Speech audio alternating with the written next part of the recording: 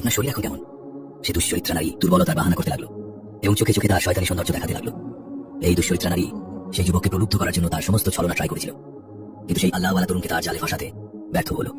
সে ক্লান্ত হয়ে শুয়ে পড়লো এবং ভাবতে লাগলো, যদি এর জায়গায় একজন বুড়ো মানুষ থাকতো তবে সেও আমার পিছনে আসতো, কিন্তু জানি না এই ছেলেটি কোন মাটির তৈরি।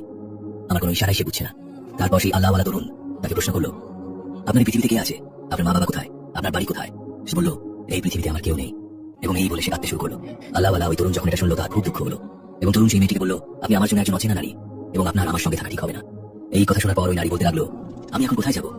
তরুণ বলল, আজ রাত আপনি আমার সঙ্গে এখানে থাকতে পারেন, কিন্তু সকালে আপনাকে চলে যেতে হবে। এটা শুনে সে নারী ভাবতে লাগলো, কিভাবে তাকে দিয়ে গুনাহ করাবো। সে সব কিছু চেষ্টা করে গেল। পরদিন সেই আল্লাহওয়ালা তরুণ মাওলানা সাহেবের কাছে পরামর্শ নিতে গেল। একটি দরিদ্র নারী আমার ঘরে আছে, আমি খুবই চিন্তিত, আমি কি করবো? মাওলানা সাহেব বললেন, যদি তার এই পৃথিবীতে কেউ না থাকে, যদি সে একা হয়, তবে তুমি তাকে বিয়ে করে নিতে পারো। একদিন তো তোমাকে বিয়ে করতেই হবে।